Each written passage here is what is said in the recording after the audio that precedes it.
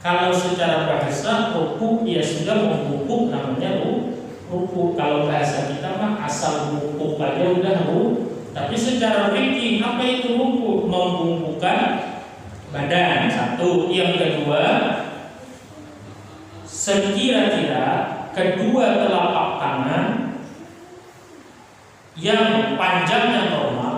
Arti panjangnya normal ini maksudnya tangannya tidak tidak ada kelainan, baik itu karena kependekan atau orang yang tangannya panjang banget misalnya itu dikecualikan misalnya kan, atau tangannya pendek banget misalnya kan. Alhamdulillah jadi gak ada orang yang melahirkan tangannya cuma sampai segini kan. Nah itu dikecualikan, arti dikecualikan itu tidak termasuk kemudian dalam kategori panjang tangan yang normal. Nah, sedangkan ruku itu artinya secara fikih membungkukkan badan sekira-kira kedua tangan normal tadi apabila ingin meletakkan telapak tangannya ke lutut sampai maka itu ruku. Apabila ingin artinya harus diletakkan telapak tangan di lutut. Enggak, apabila kalau ingin meletakkan maka jadi ruku itu kemudian membungkuk, seukuran bungkuk nih, membungkuk. Yang tangan normal ini apabila ingin meletakkan telapak tangan ini menyentuh atau meletakkan ke lutut sampai maka itu sudah dinamakan ruku. Apabila ingin berarti harus meletakkan nggak? Misalnya kan apabila ingin ngaji maka ngaji, kalau enggak ya enggak, berarti harus ngaji nggak? Harus. Apabila ingin ngaji, kalau enggak ya enggak, berarti kemudian harus yang hadir yang enggak hadir ya harus. Nah jadi kalau tangan kita pengen megang lutut sampai itu udah ruku. Jadi membungkuknya sebatas apa? Sebatas kalau tangan pengen megang lutut telapaknya itu nyampe. Asal tangannya panjangnya normal. Kalau yang panjang mau diri gini dibungkuknya bisa. Nah itu kemudian dikecualikan tadi namanya itu bukan ruku. Jadi misalnya kita bungkuk segini aja nih, tangan mau megang lutut sampai ya? Sampai. Kalau sampai berarti namanya ruku. Atau misalnya kita begini banget nih, kalau misalnya tangan mau megang lutut sampai ya? Sampai, namanya ruku. Jadi ruku itu adalah membungkuk yang sekira-kira kalau ukuran bungkuknya tadi begitu tangan pengen memegang lutut nyampe itu sudah ruku. Artinya inilah ruku di dalam sholat yang disebut sah. Asal bungkuk aja dan tangan kalau telapaknya pengen nyentuh lutut sah. Karena itu secara fikih sudah dinamakan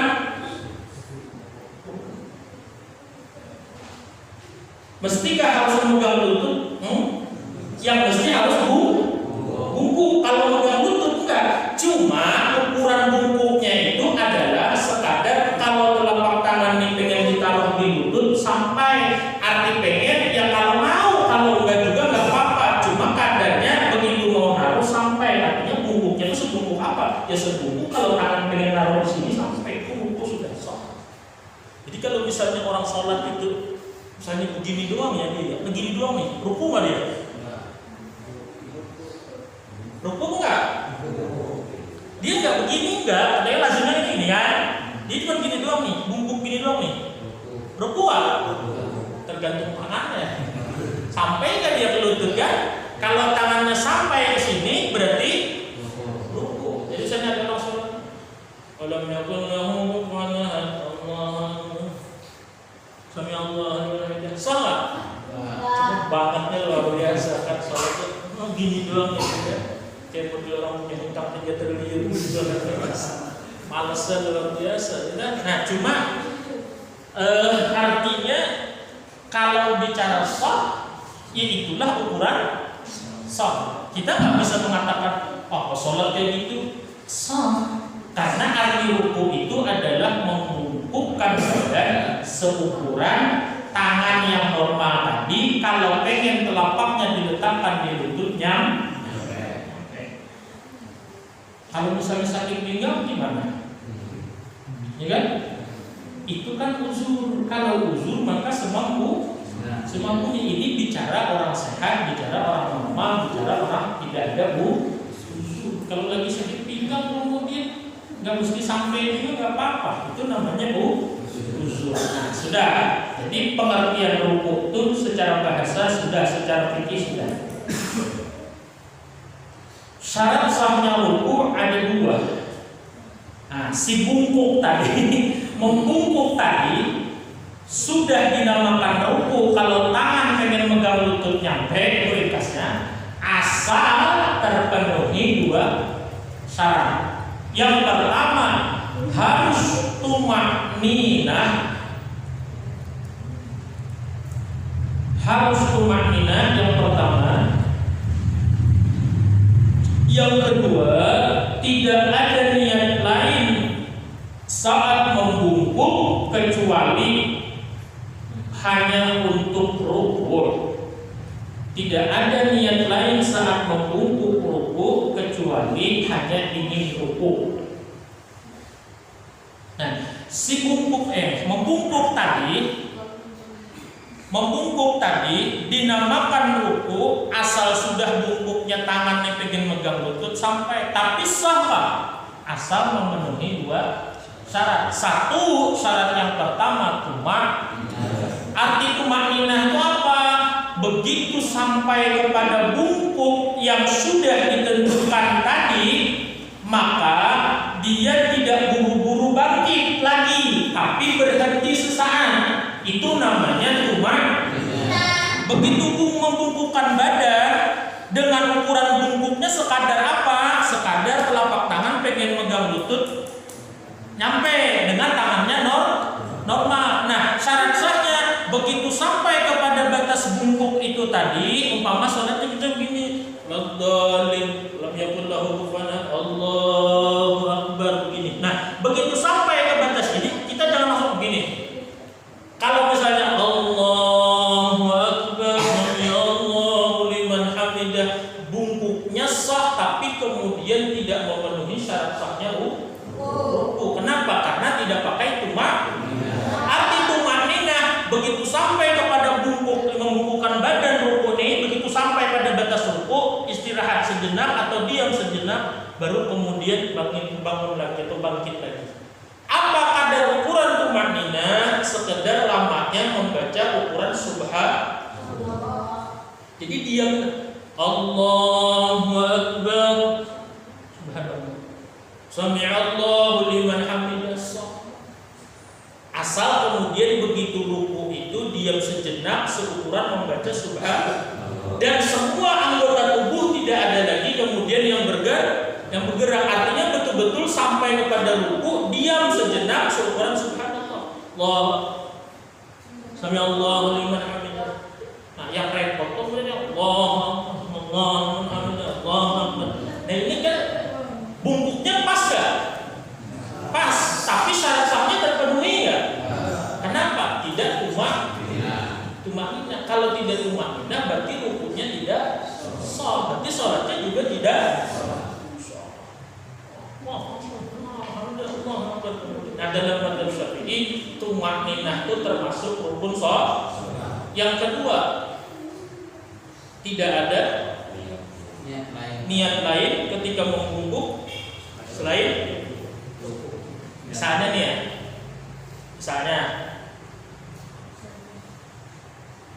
walam yakul lahu kufuwan ahad. Ini sholat berjamaah jadi makmum kita.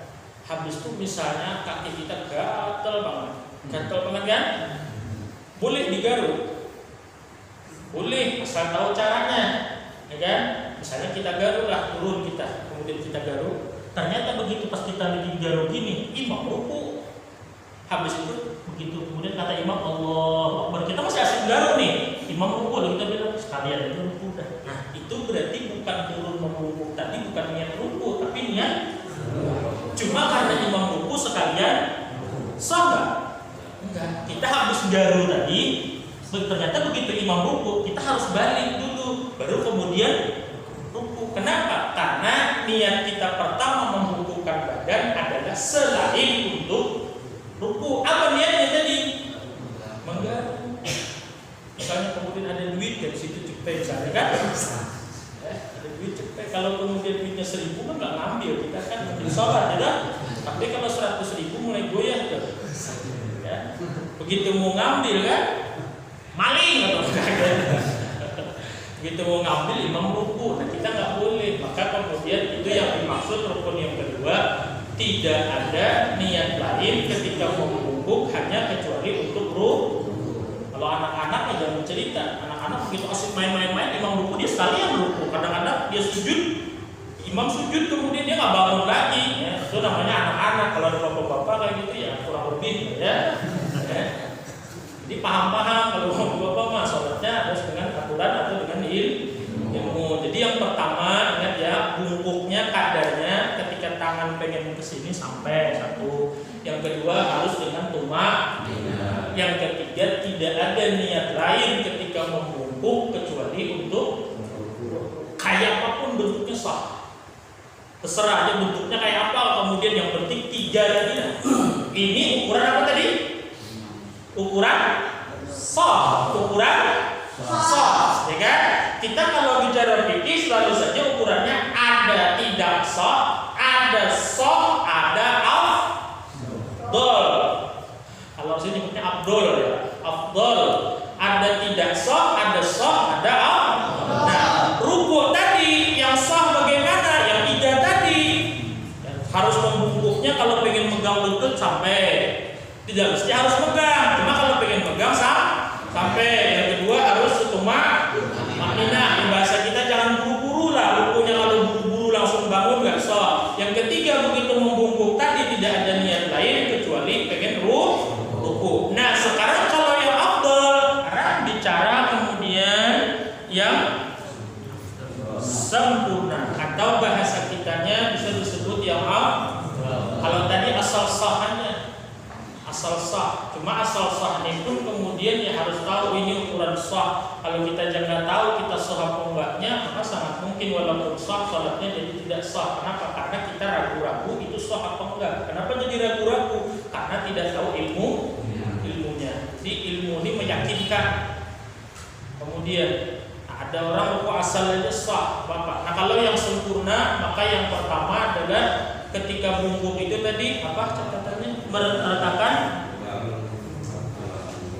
tulang punggung dan sampai tulang.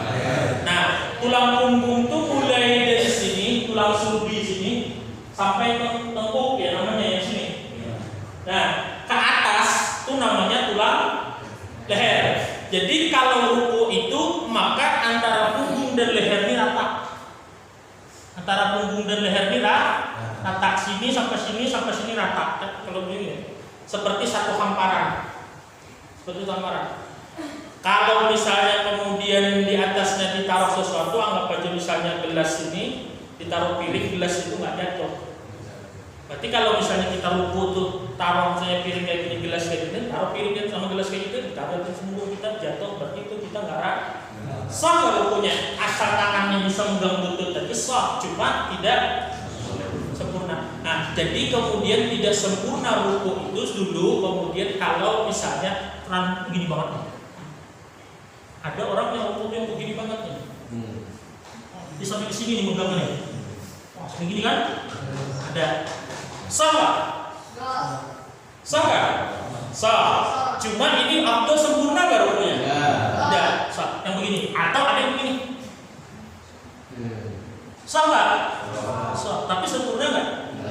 Maka ruku yang sempurna, tulang belakang sama tulang ini, kepala ini, tulang leher itu sama.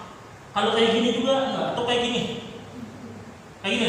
Berarti tulang belakangnya rata, tulang lehernya enggak. Jadi yang pertama, tulang belakang dan tulang leher rata, lurus. Seperti satu hamparan. Ya kalau mau coba nanti begitu ruku taruh sama istri naruh. Ini piring sama gelas itu kemudian jatuh nggak kemudian? Kalau jatuh berarti nggak rata. Kemudian ya. Nah satu, jadi harus rata. Yang banyak itu kemudian yang ke bawah banget begini, sama yang kalau ruku tuh kepalanya bengok begini, kayak gini. Berarti kan ini naik kan? Harusnya ini rata nih kan? Dia naik begini. Nah, jadi jangan begini banget kalau ruku tuh. Atau jangan begini banget. Nah itu satu. Yang kedua, apa tadi? Betisnya mana? Sini kan? Betis sampai. Jadi ini lurus, jangan gini nih. Nih, jangan gini nih. Nah kayak gini. Ini jangan bengkok. Jadi ini lurus nih. Lurus, kemudian dari sini sampai sini ke sini itu lurus. Jadi lurus begini. Nah, lurus. Ingat ya, kalau ruku kaki ini tetap segini lebarnya, tetap lurus kayak gini, menghadap kiblat kayak gini, tetap. Kemudian jadi kayak gini, nanti lurus, ya. Terus yang ketiga ya,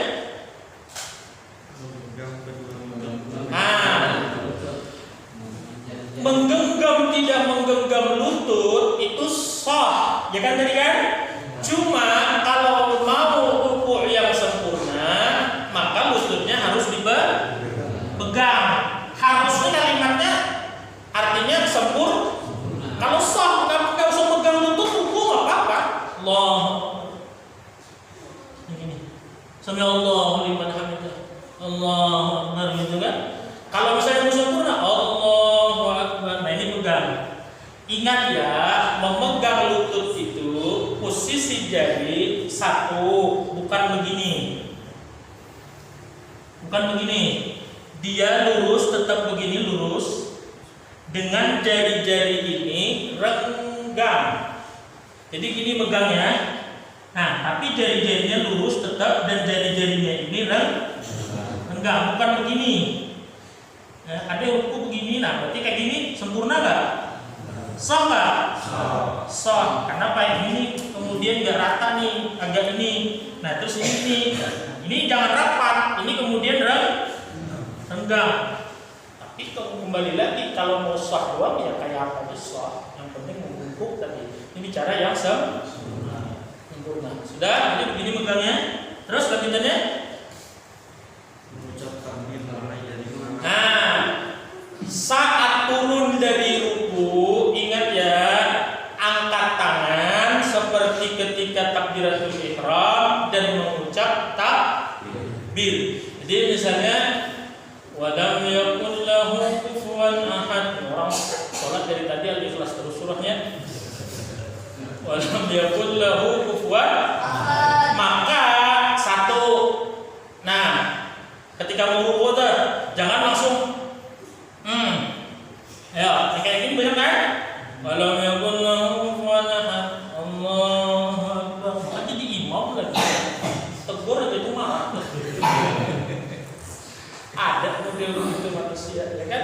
Orang ketika mau ruku itu kemudian sunnahnya satu, angkat tangan. Ini sholat sendirian kah? Jadi imam kah? Jadi makmum kah? Sekalipun sholat separuh kah? Kemudian kalau ada yang bisa, jadi begitu. Walam yakul lahu kufuwan ahad. Allahu akbar. Nah, jadi Allahu akbarnya begitu angkat tangan sampai kemudian turun ruku ini baru. Nah, ini posisinya, ini lurus, ini memegang lutut dan kemudian jarinya renggang, kemudian tetap lurus jarinya.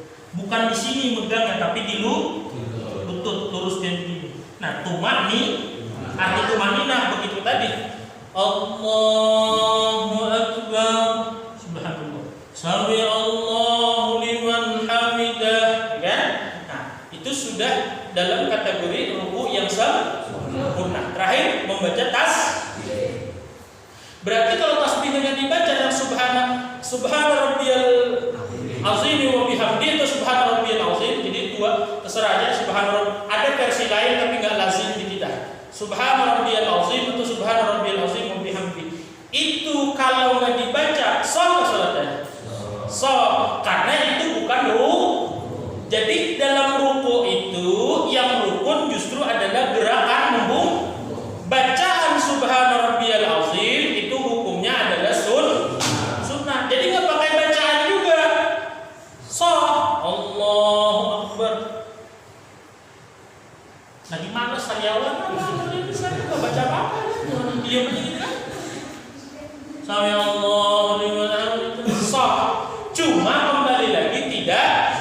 Nah, kalau mau sempurna maka baca subhana rabbiyal azim wa bihamdi. Minimal bilangan sempurna membaca tasbih itu 3. Jadi kalau 1 doang sah, dapat pahala sunnah, dapat, tapi pahala sunnahnya tidak sempurna.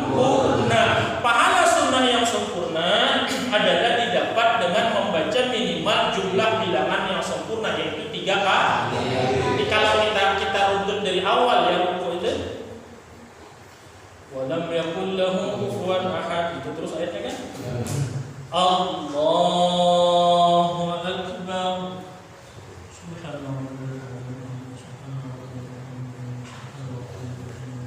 Sami'allahu liman hamidah. Nah, itu sudah dikatakan ruku yang sempurna. Jadi dikecualikan dari ruku yang sempurna, artinya termasuk ruku yang tidak sempurna, terlalu begini, atau terlalu begini, atau begini.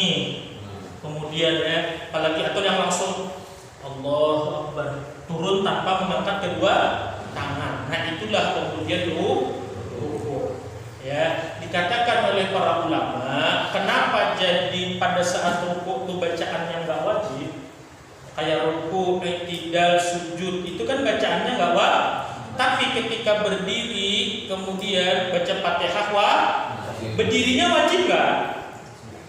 Wajib, berdiri betul. Membaca Fatihah juga wajib. Nah, kalau saat berdiri bahasa kitanya berdirinya wajib, bacaannya. Tapi pada saat ruku gerakannya wajib, bacaannya sujud juga begitu. Gerakannya wajib, bacaannya. Yang berdirinya wajib, bacaannya. Kenapa jadi begitu? Kata ulama menjelaskan karena kalau berdiri ini nggak wajib bacaannya itu, yaitu Fatihah itu, maka bisa jadi sama dengan berdiri biasa. Karena kan begini wajib Pak. Begini wajib nggak dalam sholat? Sunnah wajib begini? Sunnah wajib. Ada yang begini aja sah kan? Lalu misalnya begini. Pada kayak begini doang nih sholatnya. Dikira orang nggak sholat kemudian karena berdirinya sama dengan berdiri. Maka membedakan dengan berdiri biasa sehingga ketika berdiri juga bacaannya wajib, yaitu maka baca Fatihah nggak dia? Kalau dia berdiri baca Fatihah berarti dia sholat. Kalau dia berdiri begini nggak baca Fatihah berarti berdiri biasa. Tapi kalau ruku dan sujud kenapa nggak perlu wajib bacaannya? Karena gerakannya sudah beda sendiri. Kayak ruku begini. Adalah orang misalnya berdiri di jalan begini gitu ruku. Kalau berdiri kan banyak. Sama dengan sujud gerakannya sudah berbeda. Nah jadi gitu. Kenapa jadi berdiri bacaannya wajib, ketika ruku dan sujud bacaannya sunnah? Karena kalau ruku dan sujud gerakannya sudah gerakan tersendiri seperti itu. Dah jelas ya?